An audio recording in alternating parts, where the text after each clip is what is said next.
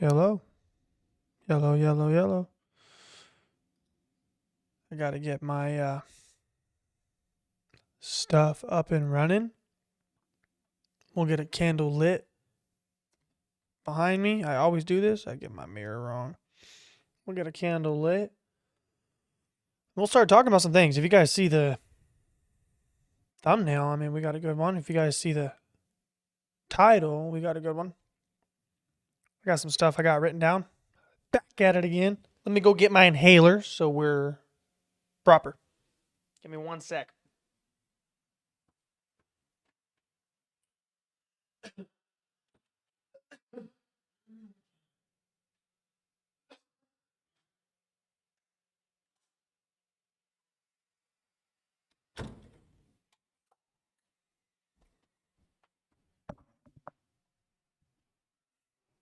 We are back.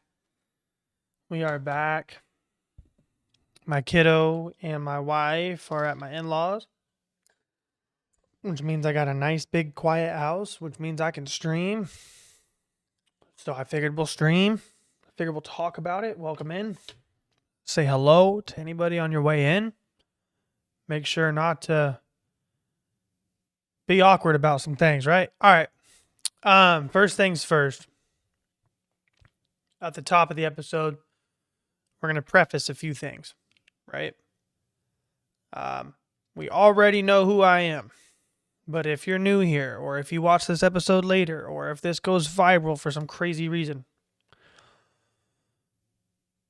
I am a Jewish man. Okay, let's just start there. I don't practice Judaism. Never have. Never plan to. But I am a Jew. So, let's start there. Let's start with Hitler was a bad man. Let's start with the Holocaust was one of the most horrific events in human history. Let's start with all of those things. But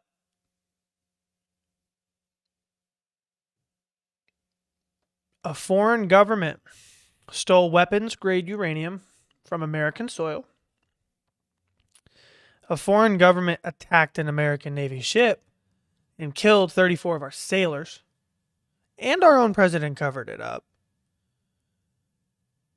A foreign lobbying organization spent $126 million buying seats in the United States Congress in one single election cycle, by the way.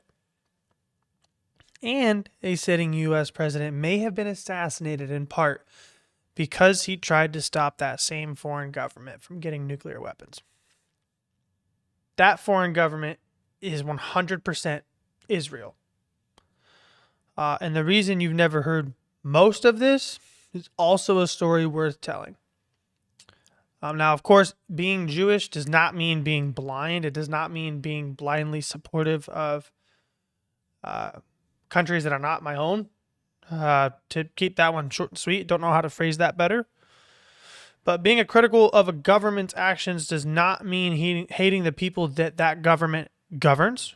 Of course, those are two different things. But naturally, we have to define our terms before we have our conversation anymore. And that's what sucks.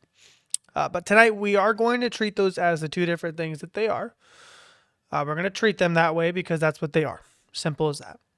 So with that being said, let's turn the pages.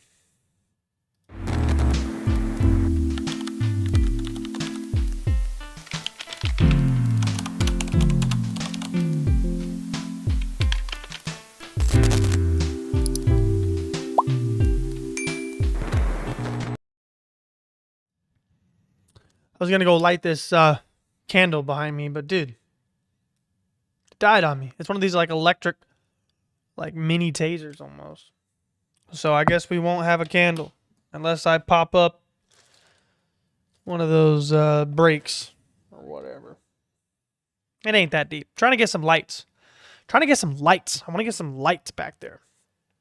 I need something. You know what I mean? There's a lot of white space. I need to take care of that. I need to take care of that. But it's all in good time. All in good time. So, We're going to jump right into this thing. This is chapter 1 of Untouchable. Of course, we're talking about Israel. Very, very important topic. I have a very unique privilege to talk about it as much as I want. Fuck Israel, right? Probably shouldn't talk like that. We're going to refrain from talking like that as much as we can, but at least reiterating where we stand on the topic before we dive in. I don't like Israel. You shouldn't either. They take a lot of our money. We're going to actually dive into that right now. That's a perfect segue. If you guys don't know who AIPAC is, I highly suggest you get into them. Read a little bit more into them. I forget what the acronym stands for off the top of my head, but that's not necessarily important. Basically just means this is a lobbying group on behalf of the country of Israel. And we can pull it up if we need to, but it's not really important what their acronym stands for because it's fluff. It's a pro-Israel group that does not support the best interest of our country. Okay? We'll just start there. Sharing my screen, you should be able to see this nice and well. I'm trying to get better at these. Taking some insight and some tips from YouTubers far greater than I. Chapter 1, right? We're going to get into the money. We're going to get in AIPAC. We're going to get into the purchase of Congress. Because at this point, you guys, we're beyond voting. We're beyond voting. We're gearing up for something a little bit more violent. I am afraid. But here's all the money that AIPAC spent on just the 2024 elections. And I want to start here because it's the most current, it's the most documented, it's the most immediately relatable. It's also the most boring. So I totally understand if you guys don't have the attention span bigger than a goldfish to watch this, but I really, really hope you do because it's very, very important. Okay. We're going to start with the Federal Election Commission filing. The data table below in this report, of course, it's in on my screen. Goodness, man, it's hard to talk while navigating this at the same time. I won't lie. But we're going to go through this document together on my share screen here. Because it's the most explosive stuff, but it's not going to be what you see on Reddit. It's not going to be what you see on Twitter, right? Actually, it might. Maybe on Twitter, but you're probably not going to see this kind of stuff on Reddit. However, it's unimpeachable. It's public record. Okay. So I'm gonna while we talk about this article, I actually want to sidetrack too because there's this really good thing that I want everybody to follow. I've been getting into some beefs today on baseball, so if you see some baseball stuff, don't mind it.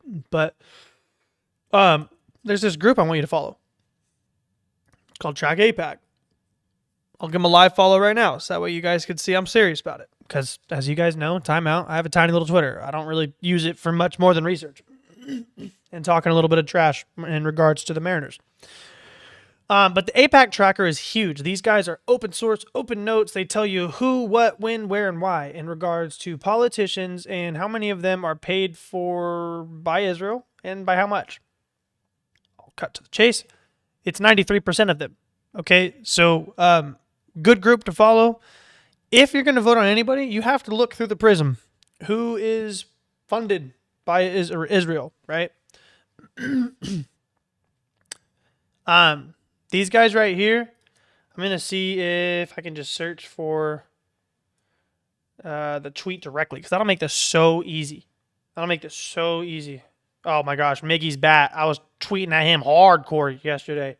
Tigers fan. They won the series this weekend because we choked. So we're having a good time. So here, this is huge right here. I wanted to go to Twitter because it's a little bit faster. You can kind of just search by the post, right?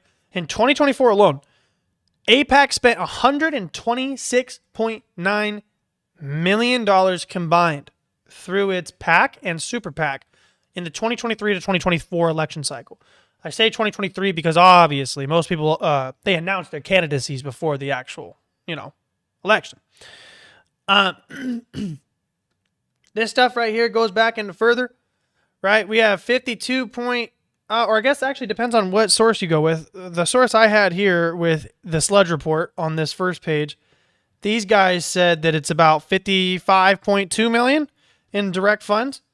Looks like these guys say 51.8 million. So we'll just say, well, full stop. Over 50 million are in direct donations to federal candidates. So these are like money straight from them to you. They're not even trying to put it through a middleman. They're not trying to hide it. They're not trying to do any of that at all. Okay. Actually, I kind of like that infographic. Let's see if it'll line up well. Oh, I guess that fact's actually not relevant to this infographic. The one that I was going to share next. So the other one is $45.2 million went towards. $45.2 million went to current members of Congress. It's a third, right? That's a cool third of the money. Now, this is just one election cycle. It's 1 year. Excuse me. It's 1 year. A lot of people might say, it's not that important. I would say, all due respect, you might not be at the right side of YouTube. And that's okay. That's okay. The door's over there. You could stay if you'd like. But the short and sweet of it is, that's a lot more money than you guys think it is.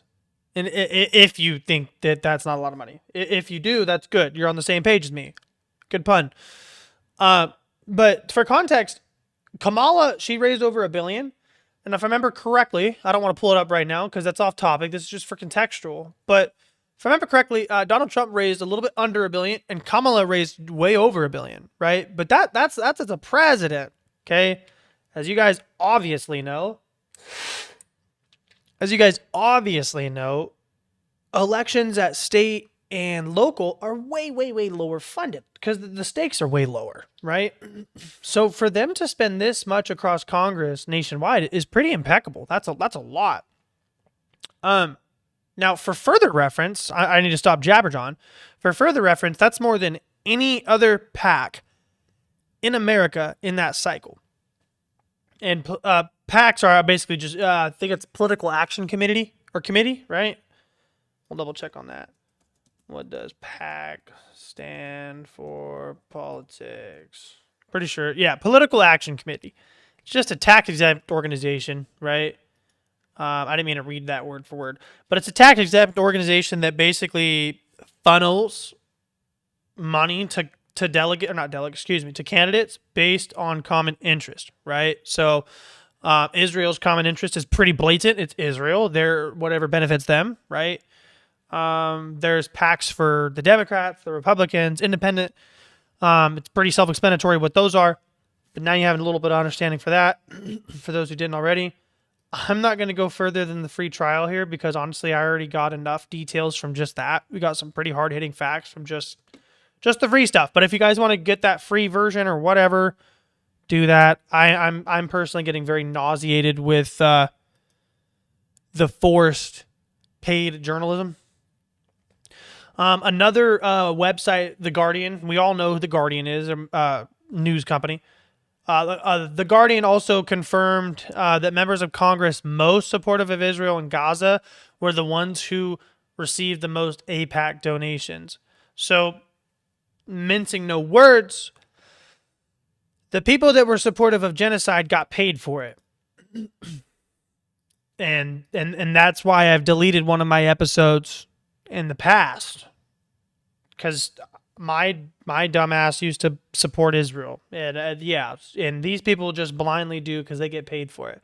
I changed my mind for no money at all. These people can't change their mind, or do change their mind, but for toxic reasons. They change it negatively. I changed my mind for the better. That's where I'm going with that. There was one thing I wanted to pull up, though, because Thomas Massey said something beautiful.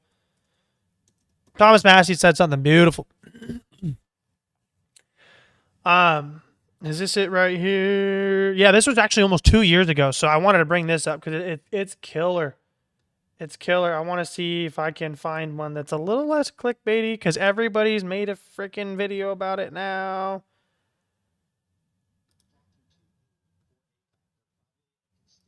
Man. All right, we're gonna just bear with me. This is somebody else's video. We'll do it. We'll be all right. We're big kids. Joe, how you doing? I think I hear my neighbor. Ah, you see what I did there?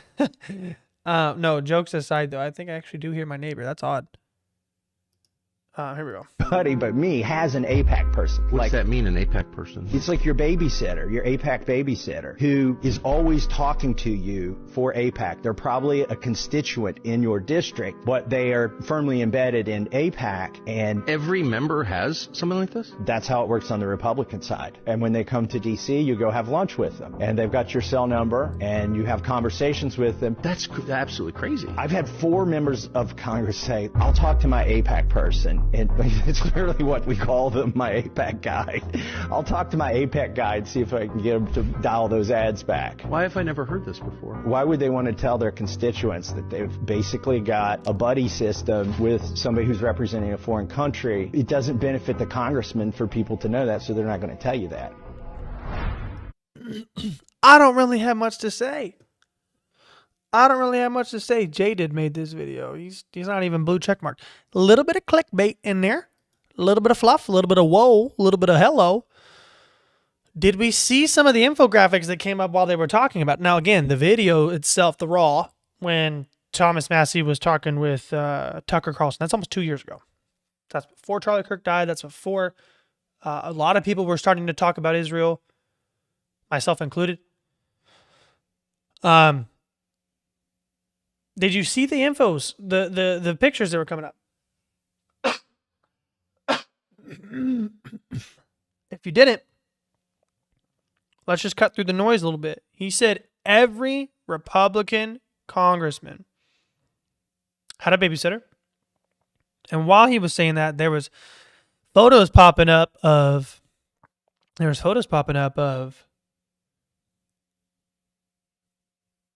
how much representation is in the Jewish community. And, I did some of my own research on this. I'm excited because my voice got all high-pitched. I did some research on this. I don't know if I want to bring it up right now. I might make that a part 2. But long story short, I've been talking with Claude. And I basically was like, hey, Claude, I'm Jewish. Let's find out about what percentage of me exists across every demographic. And basically, every demographic in economy, in finance, in science, in medicine, in literature, in media, in acting, in artistry, in just insert something successful here. Jewish people are overrepresented.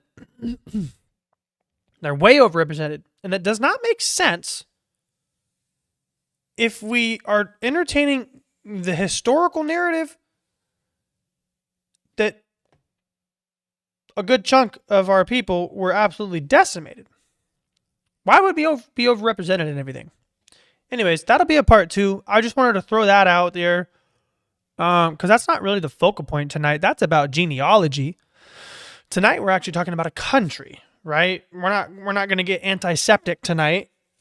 I don't want to get antiseptic tonight, but we are going to bring that up later because I did a lot of research on this and it's good. It's numbers. It's just numbers. So there's no hate. There's no speculation. There's no biblical narrative nonsense. There's none of that, right? Because people really can't have these conversations without getting offensive. I think is the best way to phrase that. Excuse me. I got a frog in my throat real bad. Real bad. But people can't have these conversations without going off the deep end and starting to get blatantly racist. That's not the topic. The topic is 2 things. Why is the country making decisions for me? And why are my people overrepresented in everything? Even my own church. It's me. It's actually just me. And then there's 2 other people in our church, which isn't much. It's like 3 people. But when you do the math, right? There's only like 100 people in our church. So that's 3%. Anyway, I'm going off the topic here. But you get where I'm going with it. There's a lot of math. There's a lot of percentages. There's a lot of decimals and digits that can really point you to a conclusion that the people in power The schnozberries taste like schnozberries. We're just going to get off topic for a second. But here's the part that should make everybody, regardless of their politics, pretty uncomfortable. As long as you're an American. If you're not an American, this might not bother you too much, but I think it should. I really think that this one should bother everybody because it starts with us. And I'm not trying to be conceited, but America, we kind of run it. We kind of run shit. If you think we don't, what's the biggest transactions in the world negotiated with? Dollars. It's starting to change. I won't lie. Yeah, it's starting to change. But for at least the last 80 years, the biggest transactions ever disclosed in world history, negotiated, the biggest sales, the biggest anything, dollars. Dollars run the world. So, this is the part that should make all of us pissed off. AIPAC has its roots in the American Zionist Committee for Public Affairs. That was founded by a lobbyist for the Israeli government, which, sure, that's a little redundant, but stay with me. Critics and legal scholars have argued for years that AIPAC should be required to register under FARA, the Foreign Agents Registry Act, or Registration Act. Most of you guys that are here already know what that is, so I'm not going to inundate you guys, right? Stay with me. The same law that got, that's the same law that got Paul Manafort sent to prison. If a lobbying group aligned with Russia, China, or Iran spent $126 million buying congressional seats, it would be called foreign election interference. However, when AIPAC does it, we're all drumming up our bootstraps and calling it democracy. So I just want to put those thoughts in your head. The whole point here, I'm getting all excited. My voice gets spun up when I get excited. Now, the discourse on this is not pleasant online. I won't even lie. It's hard to go online as somebody with my background. It's really hard to go online because, short and sweet, they want to kill me, bro. They want to kill me, bro. And not me directly. Like, I keep a low profile. I just talk shit about baseball, politics a little bit. But they do not like Jewish people on Twitter, dude. And that's okay. Freedom of speech, man. But damn. Oh, God. Oh, my God. I feel like one of those Shaggy and Scooby memes. And he's like, swallowing real big. Okay. Let me get back on here. So, there's a lot of people that talk about this. I'm not really going to go deep into this. We're just going to kind of showing you guys that everybody wants this to happen. These are very trendy topics right now. Ironically, this one's kind of funny. This one happened about a week ago, almost a week ago. Randy Fine called for Hassan Piker to be jailed for a Chinese-funded trip to Cuba, which is crazy to me. I mean, that's just wild to even consider out loud. However, Israel funds trips for hundreds upon hundreds of independent journalists and content creators and actors and celebrities and athletes. You get where I'm going with it. It's a two-way street. Two-way street. All right. Let me close one of these links down and open up another one. Okay. Oh, the Intercept. They wanted me to put in my email, and then they have the audacity to say, this is not a paywall. Okay. I'll play your game. This is part of the reason why people are starting to do research with AI, guys. It's not because we're lazy. It's because I can get all the data from the article without reading it by just having AI do it. And I will self-admit that live on camera. I have no problem doing that. I am humble as a goose, dude. I am humble as a goose. Okay? The tattoo that you guys see all the time, right here, this thing used to look like shit. Let's just say that. This thing used to look like shit. It wasn't finished for almost 10 years, and I had to get it covered up and redone because of how bad it was, right? So, full stop. Humble guy, very transparent guy. I do a lot of research with AI, and that's okay, right? Whoop. Sorry, I'm trying to get my footer back here at the bottom of my laptop instead of over here. But point of me rambling, as always, is that people are really starting to rely on AI versus live data research anymore because of everything that I just said, the speed that it can crank out output, the multitasking availability of it. I can do all of this and more. Like high level overview before we even get into this, since we're on the topic. I made my thumbnail for this. I made my thumbnail for this video. I researched this video. I made a lot of other things on one background with Claude.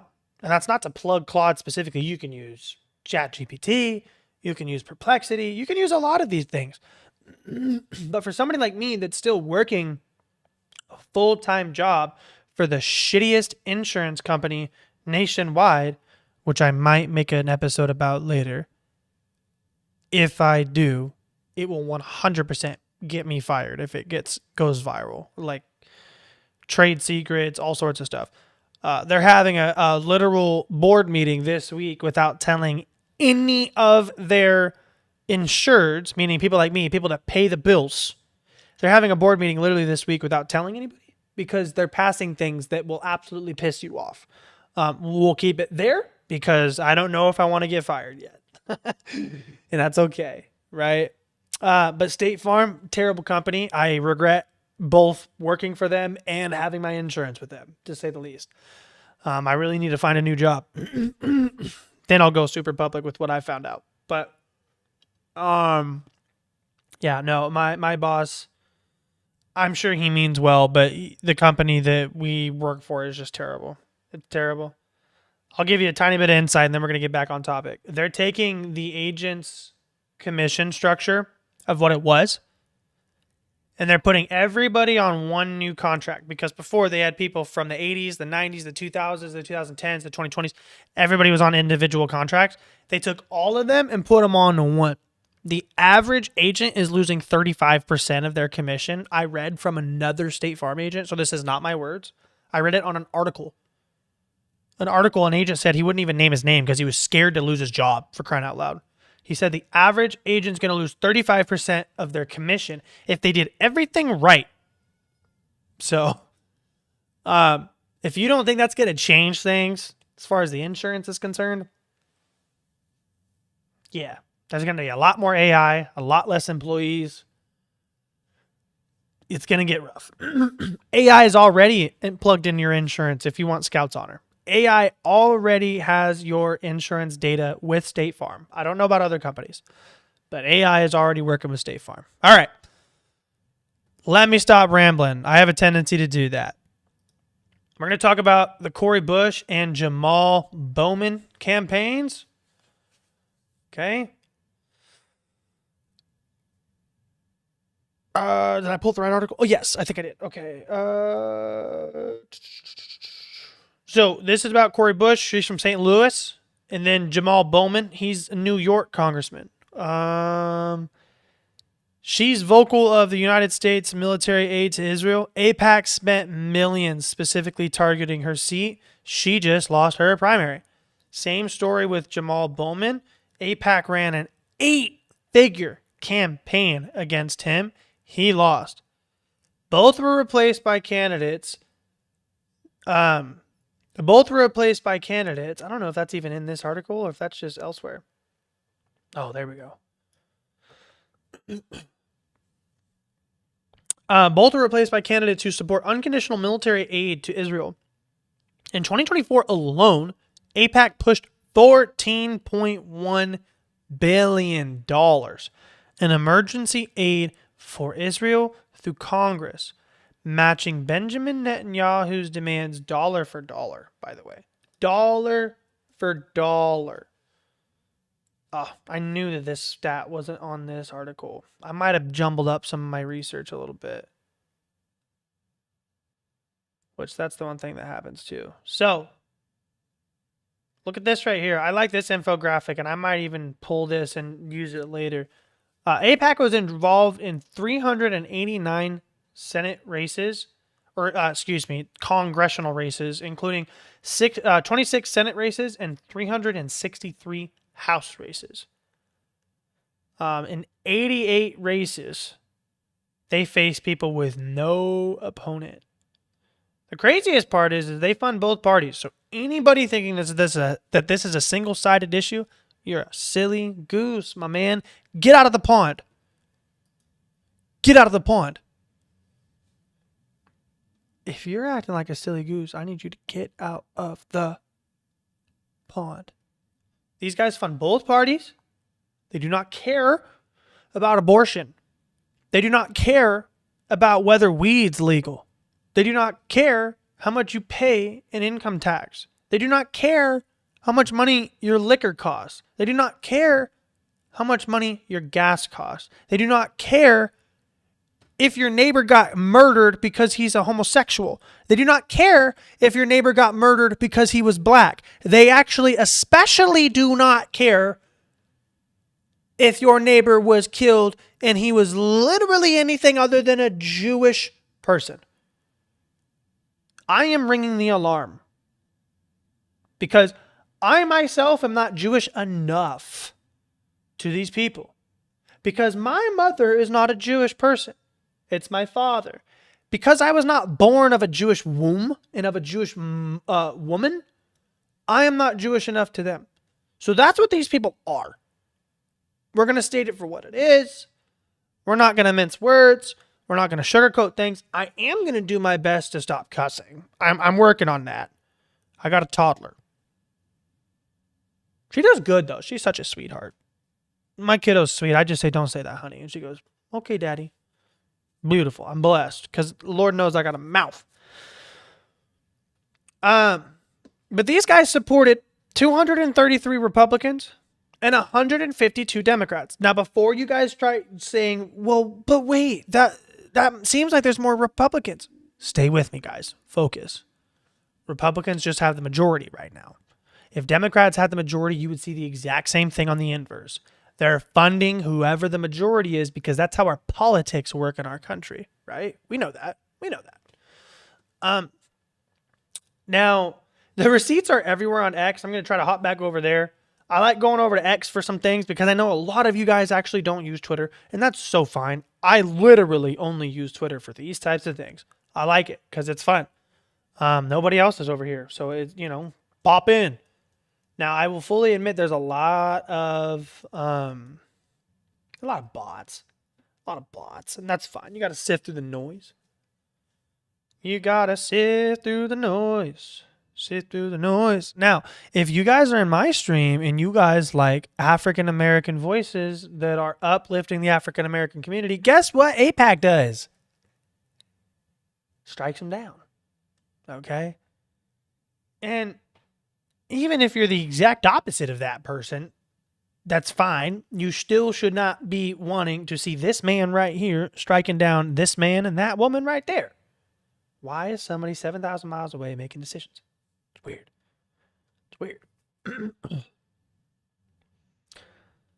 Oh, man. I want to see if I can find like a vile tweet that's just got people riled up.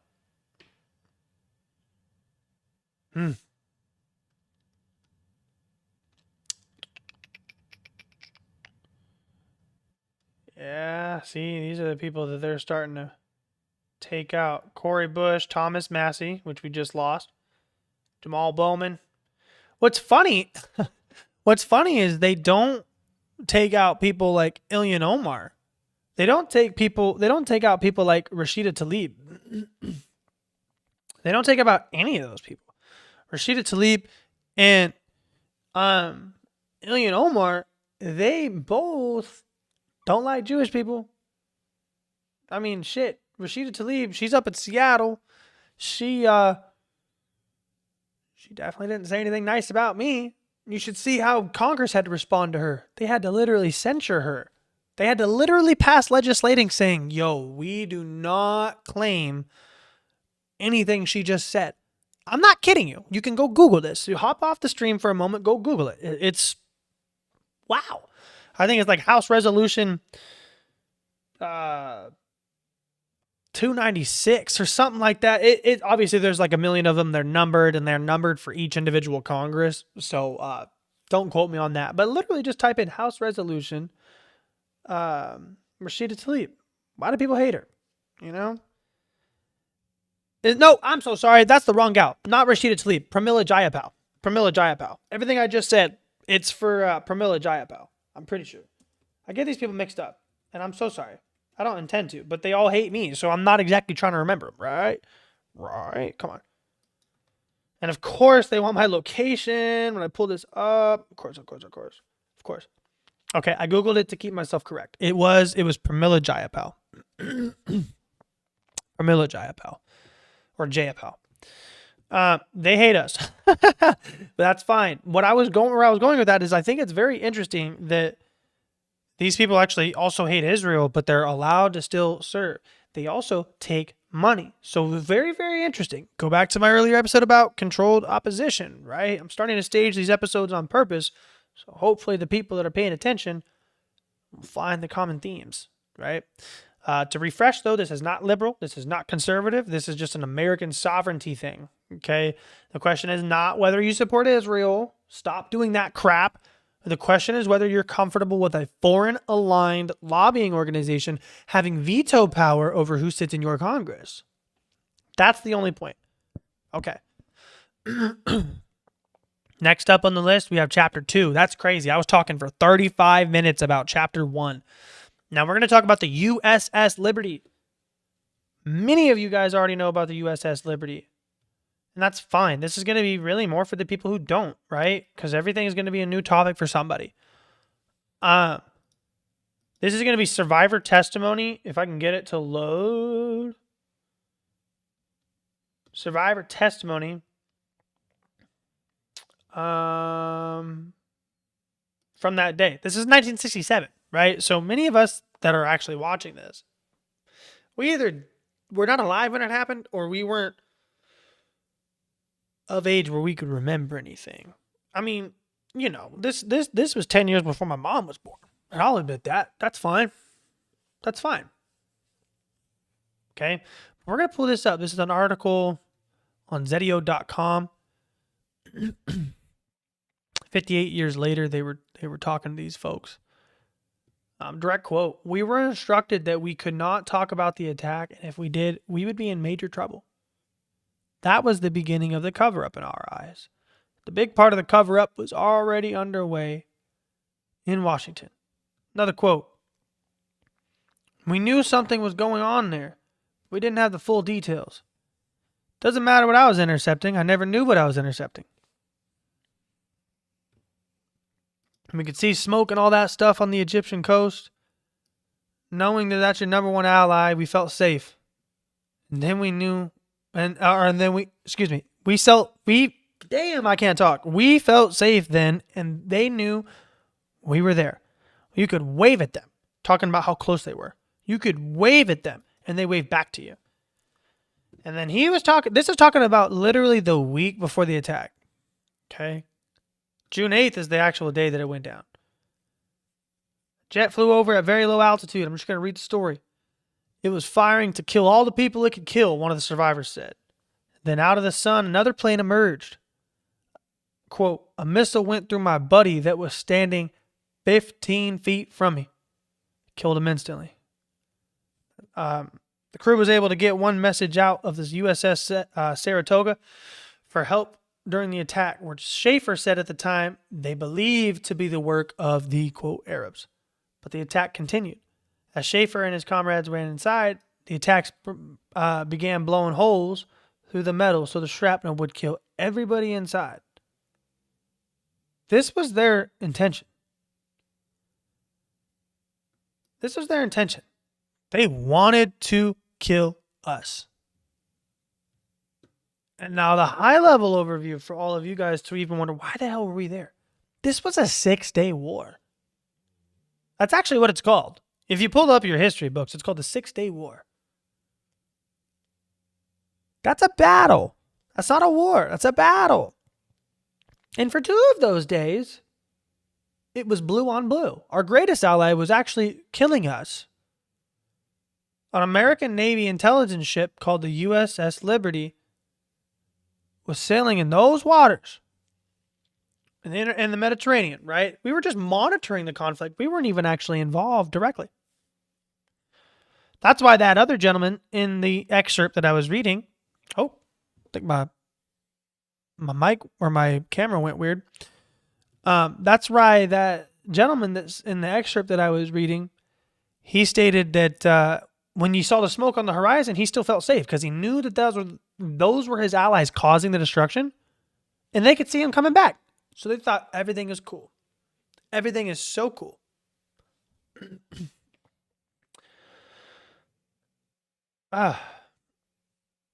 Schaefer, the gentleman that was just talking earlier, another one of his quotes, just want to read it. It's staring at me on the screen here.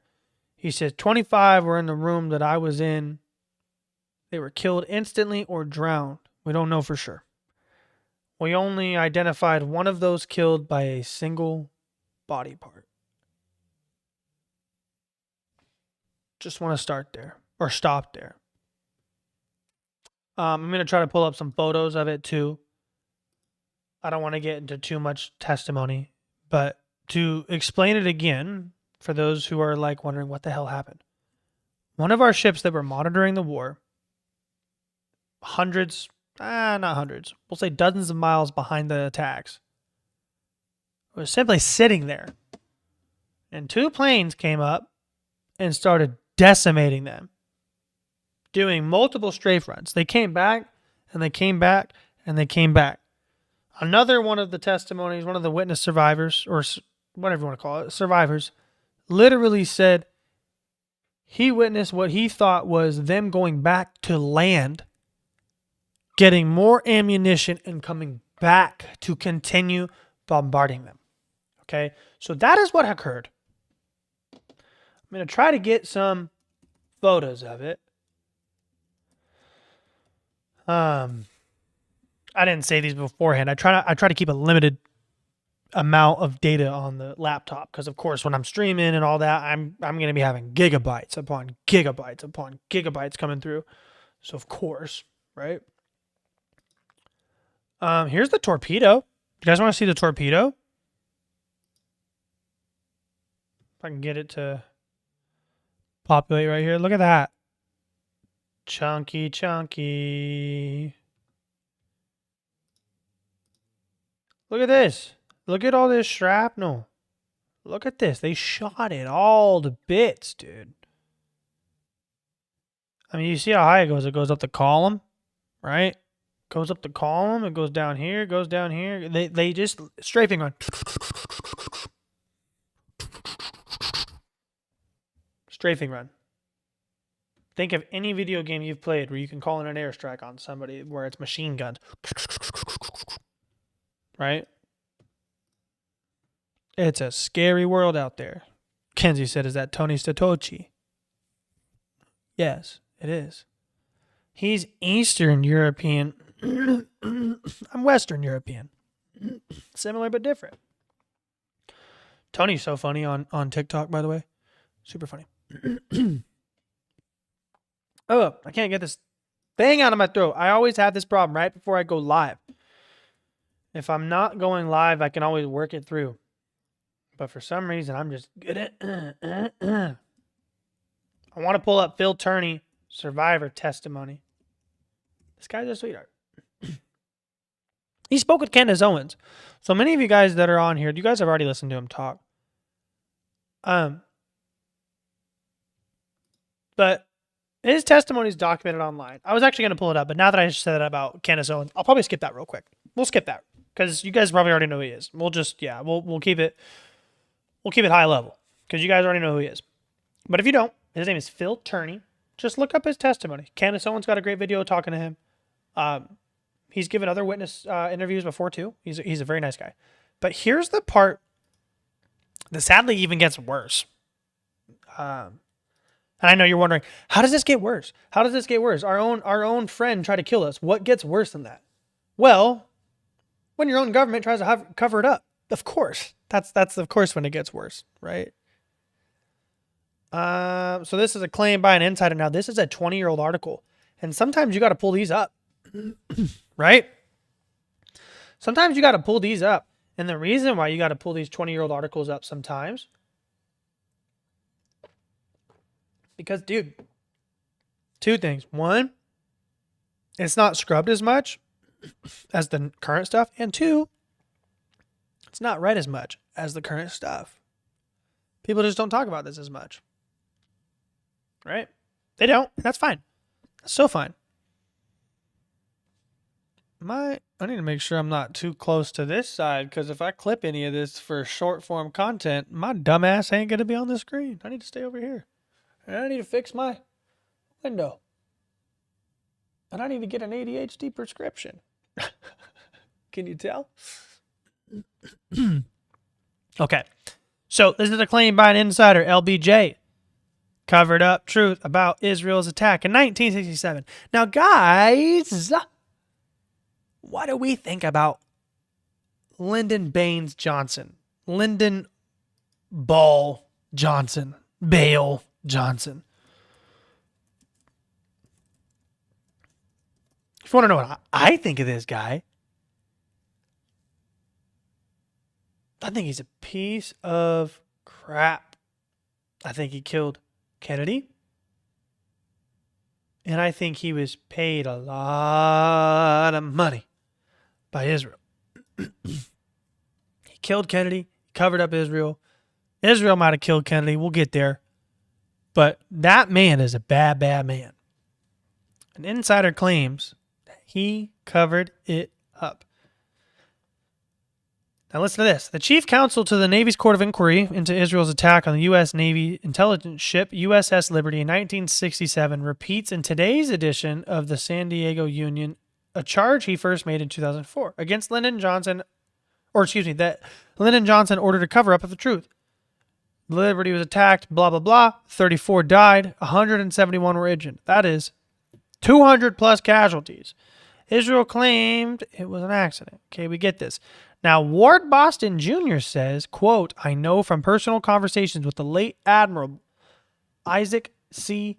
Kidd, president of the Court of Inquiry, that President Lyndon Johnson and Secretary of Defense Robert McNamara, that guy's, I don't know if I like him or not. Anyways, Robert McNamara ordered him to conclude that the attack was a case of mistaken identity. Now, I'm going to read this full excerpt. Ward goes on to say, quote, for decades I have remained silent.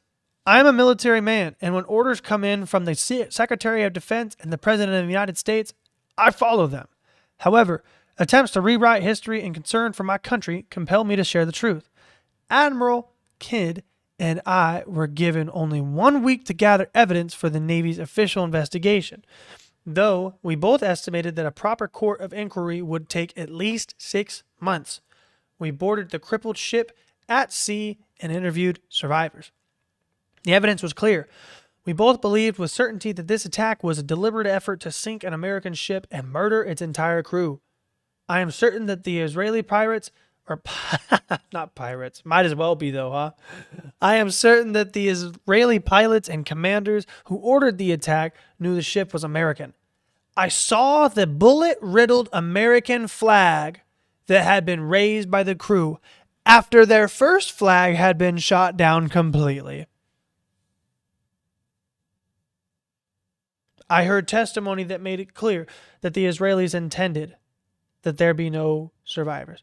Not only did they attack with napalm, a war crime by the way, gunfire and missiles, Israeli torpedo boats machine gunned at close range 3 life rafts that had been launched in an attempt to save the most seriously wounded. I am outraged at the efforts of Israel's apologists to claim this attack was a case of mistaken identity.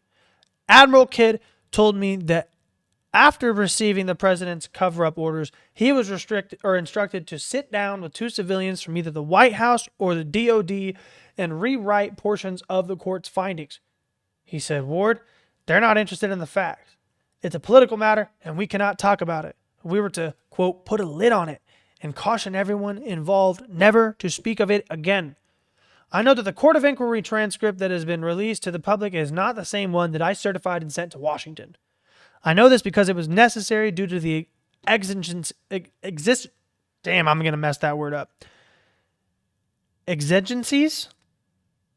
of the time to hand correct and initial, a substantial number of pages. I've examined the released version of the transcript and did not see any pages that bore my hand corrections and initials. Also, the original did not have any deliberately blank pages as the released version does.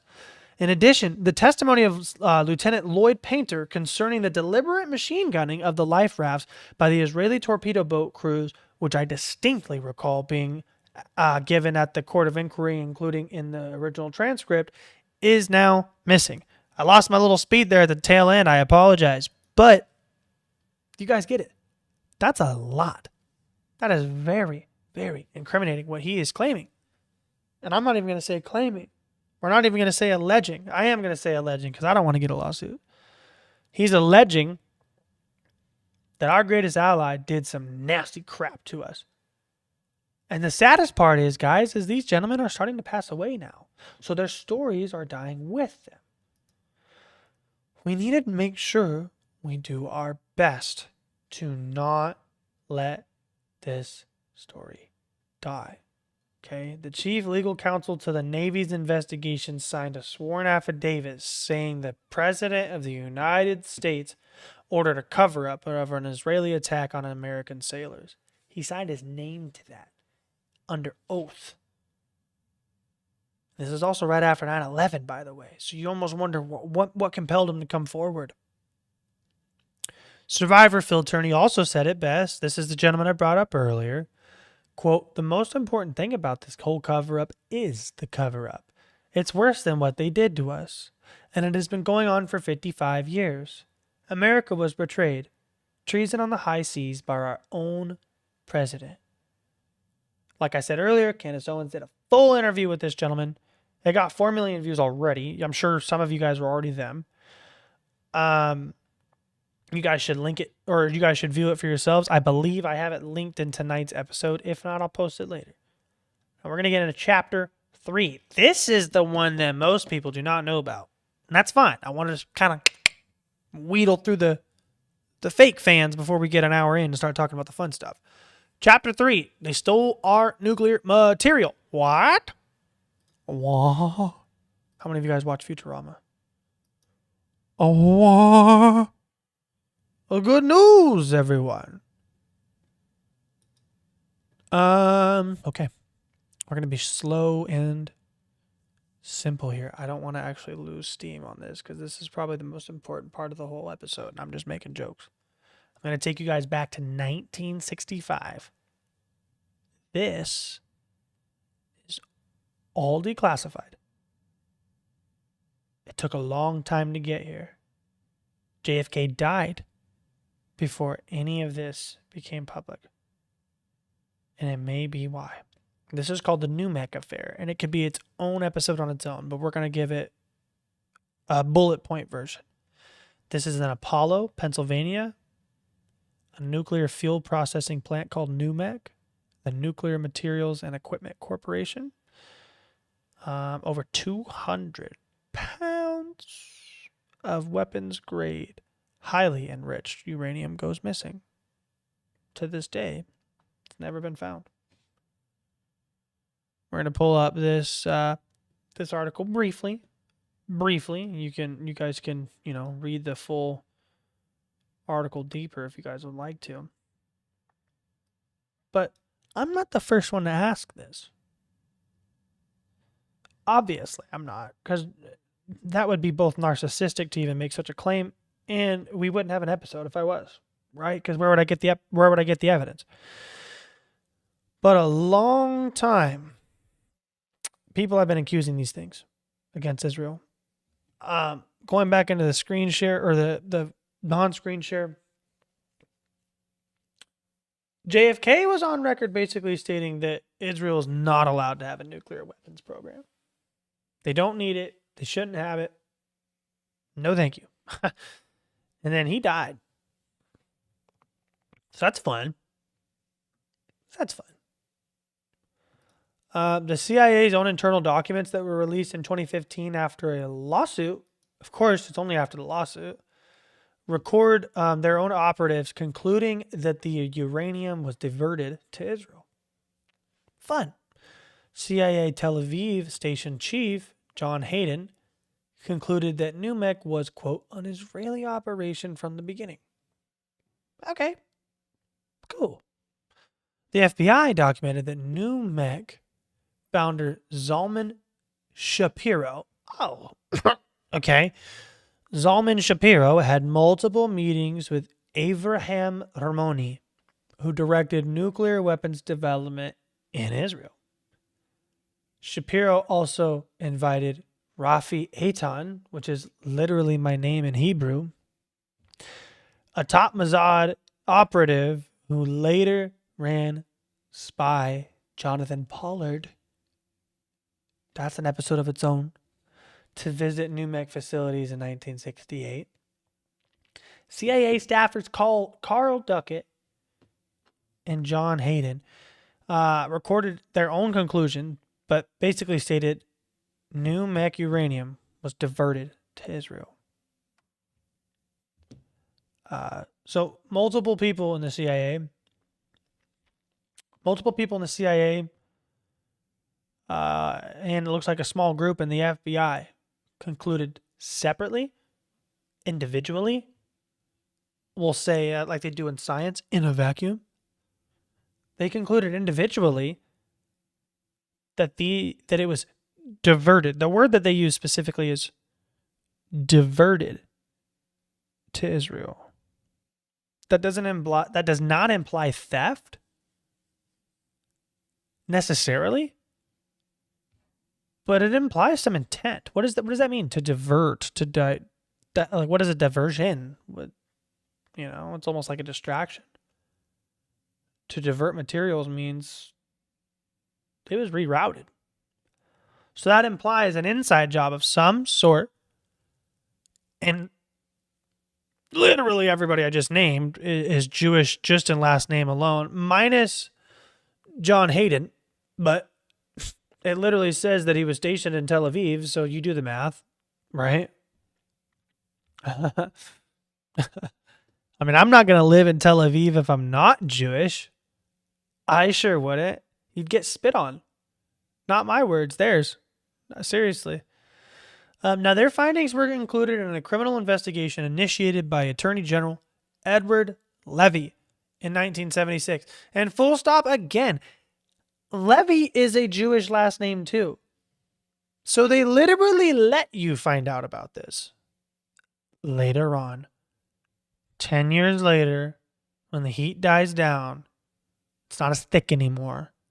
Kennedy's been dead already for 13 years. We can trickle feed the stupid American goyim and tell them what's going on. Just a little bit. That's how they're playing, you guys. I want you to understand that. I try to always be respectful and not cuss as much, but it's hard because I get very passionate about these things. I'm in a weird gray area where I'm not white enough for the neo-Nazis. Not that I want to be, but stick with me. I'm not white enough for the neo-Nazis, and I'm not Jewish enough for the people that I'm actually related to.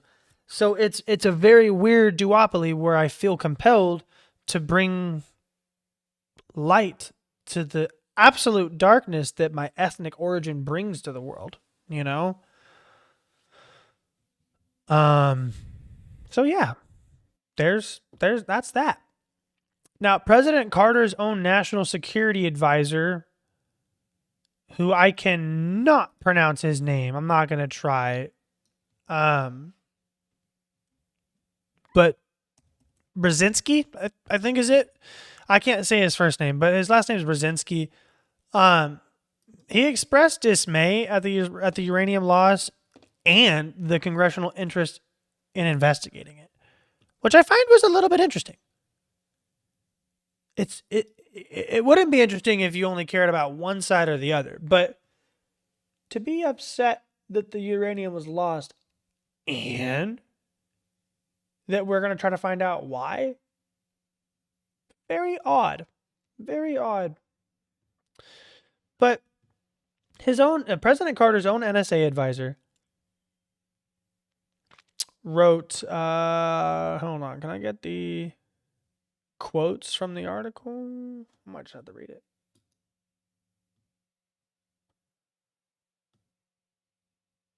I'm so sorry, guys. This is one of those things that I didn't pull up ahead of time, and now I'm eating it for obvious reasons. I'm not going to read 40 articles before I go live for 1 hour, right? That would be aggressive.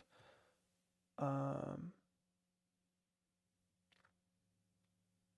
my gosh, I should have read it. Dang it, now I'm feeling like a dummy now. But I'll just read the notes. That's okay. I won't share the link to this one. It's in my stream, so you guys can pull it up and read it further because it's very nerdy. There's dozens of links on this alone. We'll just state that. I was trying to find Brzezinski's quotes alone, but the only quote that I can find in here specifically right now is him talking about how he thought this whole thing was dangerous, which I already talked about a little bit.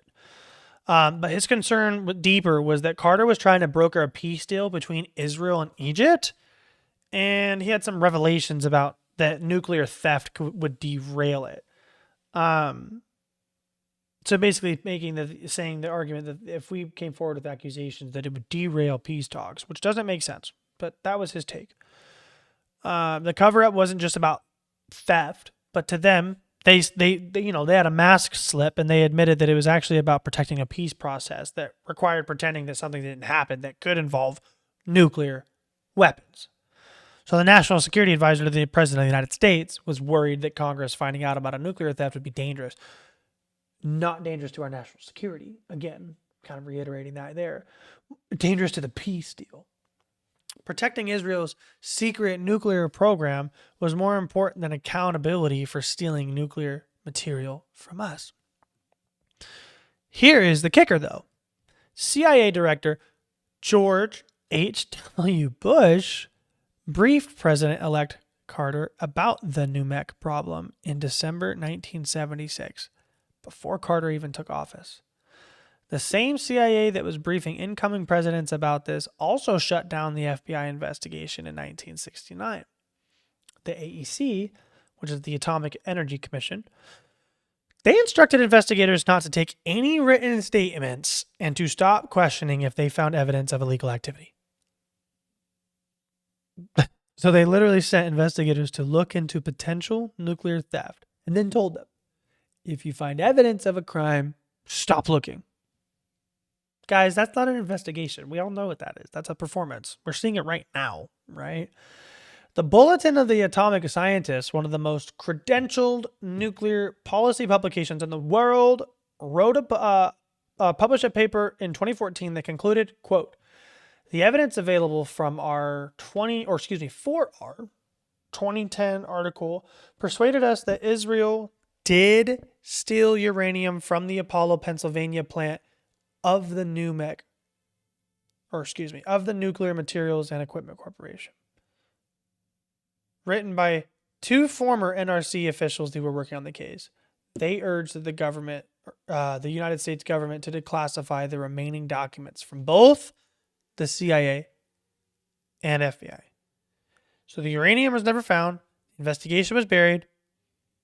And Israel, who has never signed the Nuclear Non-Proliferation Treaty and officially never confirms nor denies having nuclear weapons, almost certainly built its first bombs with American uranium.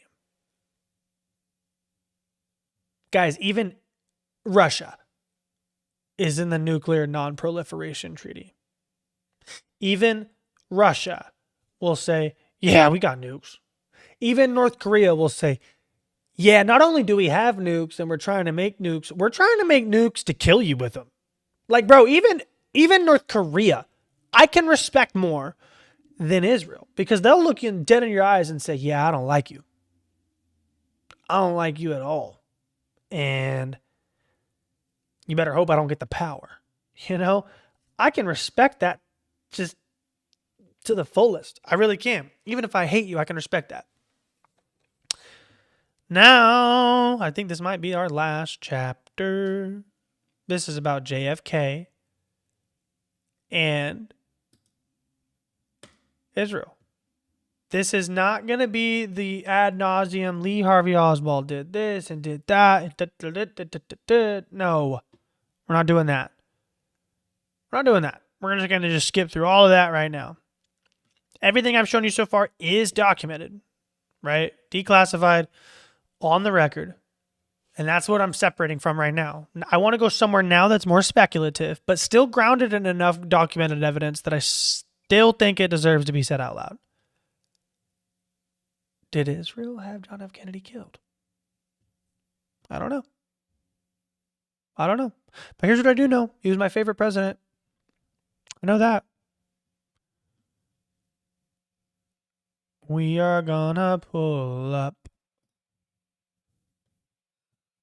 Look at that handsome man. The Trump administration has made public thousands of pages of documents related to the assassination of Kennedy, the 35th and first Irish Catholic president. It's been a long, long time. Now, the conspiracy to get you caught up was that LBJ was ordered by Israel to have the president killed. The new documents that came out, not the new document, excuse me, the older documents, the first batch release that came out right when I graduated high school. So in 2016, this one revealed that Kennedy wanted to reveal or to closely monitor Israel's Dimona nuclear facility. A lot of you guys know about that one. If you guys don't know, hop off here, go elsewhere, get caught up there. That's okay. I've already been rambling for more than an hour, right? But the Dimona nuclear facility was something that Kennedy monitored, and that document did not come out until 53 years after he was shot and killed. You got to ask about the proximity of that and the relevance to that, because if it was truly not important, they would have released it decades ago, right? I guess there's not more to read on this one. Let me go up here. There was another one I wanted to read. By the early 1960s, Kennedy's intelligence community had already confirmed that Israel's Dimona facility, officially described as a textile plant, by the way, was a full-scale nuclear weapons program. I want to pull up Ben Gurion. Right. There we go.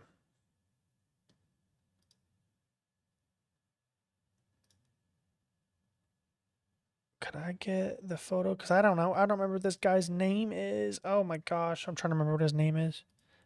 Is it? Yeah, it might be the Ben Gurion.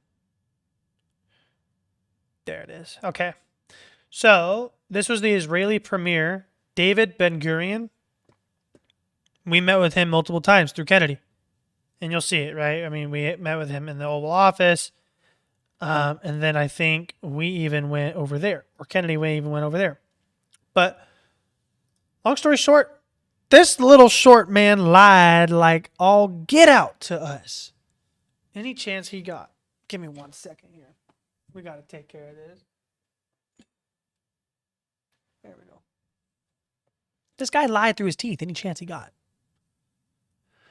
Absolutely lied through his teeth. But the good news was Kennedy saw through that. He saw through a lot of that. I guess it wasn't good news. I don't know. I don't know. That's your take, not mine. I don't know. Kennedy saw Israeli nuclearization as a direct threat to American non-proliferation goals and a potential trigger point for the Middle Eastern nuclear arms race. True statement. He said that 60 years ago. That's objectively a true statement. Beginning in April 1963, a few months before he died, Kennedy sent increasingly blunt letters to the Prime Minister demanding full U.S. inspections. This short little man refused repeatedly. They met between Kennedy met between that guy's ousting and the new Prime Minister, Eshkol. It was supposed to be scheduled in the third week of November 1963. I'll give you a guess what happened then. at which Kennedy intended to force a binding inspection agreement or suspend all U.S. and economic aid to Israel. That meeting never happened. Obviously. That's why I told you to guess, right? He had a meeting scheduled for the week that he was killed, at which he planned to force Israel to open its nuclear program to inspection or lose all American aid. All American aid. All. Down to the dollar, down to the penny. Like, you guys don't know how my guy John Kennedy was moving in the 60s. Okay? He flat out said, I'm Irish Catholic. I don't give a shit about what's going on in Jew land. And look, that's my favorite president. It doesn't really make me feel happy saying that out loud, but that's how he felt about the situation. And I'm sorry, that's the appropriate way we should be feeling about the situation until further notice. Because these are not the Jewish people that are in your Bible. They're not. I just told my wife this conversation earlier. I had this conversation with her because, as we just prefaced earlier, I'm Jewish, but she's not. So she doesn't know a lot about this kind of stuff. I told her, I said, I'm more Jewish than the leader of Israel is. She goes, what do you mean? And I go, Benjamin Netanyahu has changed his name 3 times. He's from Wisconsin, and his family's from Poland. Literally. No exaggeration. Nothing I just said is false. You can Google all of it. My name is literally the English version of a Hebrew name. Never changed it. My only crime is that my mom wasn't Jewish, so I'm not Jewish enough. My fault, guys. My fault, right? But Benjamin Netanyahu was born in Wisconsin. You guys know a lot of Jews in Wisconsin, huh? He was born in Wisconsin. His dad is from Poland, or his grandpa, His grandpa's from Poland. They all fled here during World War II, which good for them. God bless them. I'm not trying to, nobody should have dealt with World War II at face value. Nobody. But for context, the guy's from fucking Wisconsin. Excuse my French. He has no ethnic roots to the land. And humbly speaking, I actually probably don't either. I'm Ashkenazi Jew, right? So my bloodline definitely got bottlenecked through Europe, which just means there could have been some inbreeding going on. From what most genealogy shows, most Ashkenazis are the descendants of European women with Jewish fathers, which is actually super funny because that's actually my very literal upbringing too. But I'm talking like 1,000 years ago, right? When Jewish men left Israel, they immigrated to the not Middle Ages, excuse me. They immigrated to Europe, and then that whole thing happened. That's kind of how that narrative goes, right? But I'm Ashkenazi. I probably don't have much roots to Israel or Judea until you go back 1,500 years ago. But I'm still more Jewish than Benjamin Netanyahu. I put money on that. If you had both of us spit in a cup, I'd come back more Jew than him. I guarantee it. So, I got off topic there a little bit, but this guy had that meeting. John Kennedy was going to have this. I said this guy. I'm so sorry, John Kennedy. John F. Kennedy was going to have a meeting scheduled literally a few days later. I'm not saying like a month later, a year later, a few days later, he was supposed to meet. Lyndon Johnson, which was his direct successor, the vice president, right? He never held that meeting. He never demanded any inspections. He also never even investigated Israel's attack on the USS Liberty, which I brought up earlier. The most comprehensive articulation of the Israel JFK theory comes from Michael Collins' paper in his 1995 book, Final Judgment. He argues that Ben-Gurion, working through a network that included Mossad operatives and a pro-Israel faction within the CIA led by counterintelligence chief James Angleton, ordered the assassination. So if you guys want to get that deep analysis, that's a whole book, right? I'm not going to read a book on the podcast, but I definitely think you should. Not enough of us are reading anymore, and I think that's a big problem nowadays. Buy more books. If you don't want to buy the book, that's fine. Get an audiobook. Audiobooks are just as healthy for you. It's no different than listening to me talk on a podcast. Only difference is it's longer, right? So, Yeah. Let's pull up this guy right here so we can get a face of the name. Piper's theory is controversial. Here's the Angleton gentleman, by the way. This is James Angleton. He could have been involved in killing Kennedy. I don't know. I don't make the argument. Piper does. Michael Piper does. Michael Collins Piper does. Excuse me. That's a controversial thing. He wrote for outlets with documented far-right associations. That is worth knowing out loud. We always want to be transparent. That gentleman is attached to extremism. But then there's Mordecai Vanunu. And this guy is just a nuclear technician, right? So you're not gonna call him a far right extremist or something like that. He's a nuclear whistleblower, for crying out loud. And this is an old article. This is 20 plus years ago, so it's not going to load well. Just bear with me. Now, this guy was a nuclear technician who worked at the Dimona facility in Israel for 10 years.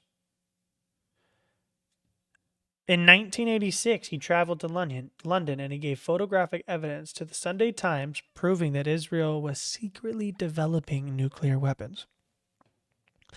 He was subsequently kidnapped by Mossad agents in Rome, brought back to Israel, and imprisoned for almost 2 decades. Right? 18 years. After his release, Vanunu stated that there were, quote, near certain indications that Israel was involved, end quote, in Kennedy's assassination. His stated reason, quote, Kennedy was assassinated because of his strong opposition to Ben-Gurion.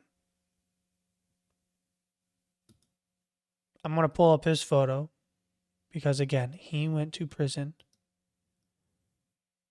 for 18 years. And then the first damn thing he said out loud was, yeah, no, they killed him. Right?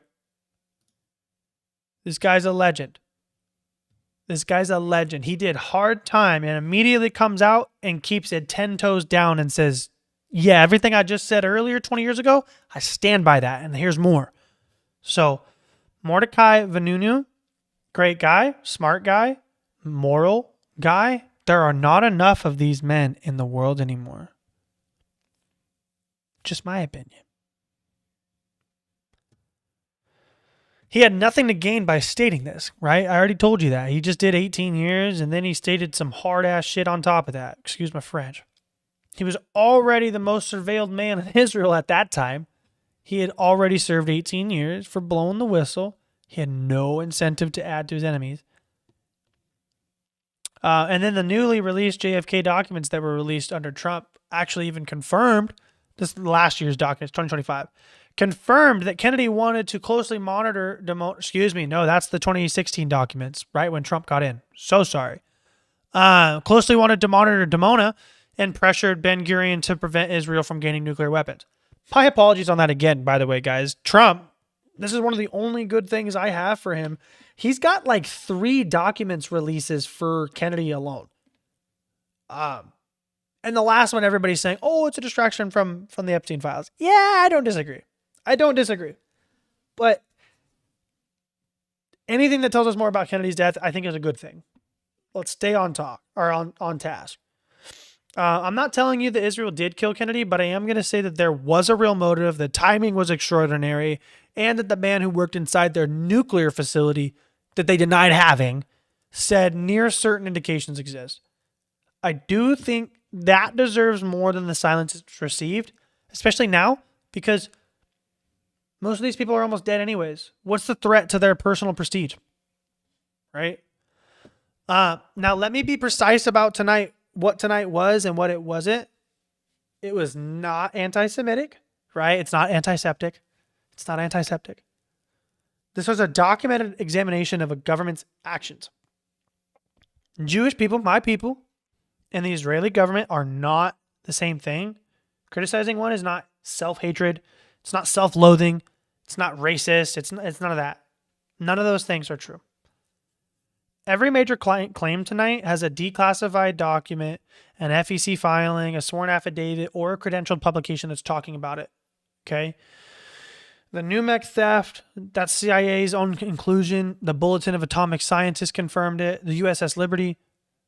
We had Navy Council's sworn affidavit, their own survivor testimony, which I didn't even get into. Okay? I went over 2 people. There were dozens of survivors. And I didn't even quote the one that Candace Owens talked to for hours. I quoted him one time. I really think you guys should go into just those alone. Because you would never support a country that you knew attacked you. Even if it was decades ago. Even if. For AIPAC, we had the FEC filings and the fact that it's also public record with things like Twitter. Thank God. And then we have the JFK connection with the documented motive, the Vanunu testimony, the newly released Kennedy files. The question I just want you to leave you with, it's actually not about Israel, it's about us. We sanctioned Russia for election interference. We've called Chinese lobbying a national security threat, and we've gone to war over weapons of mass destruction that did not exist. And our closest ally in the Middle East, by the documented record, stole our nuclear material, killed our sailors, bought our Congress, and may have removed a president who tried to stop them. And we just keep sending them money? Let's turn the pages.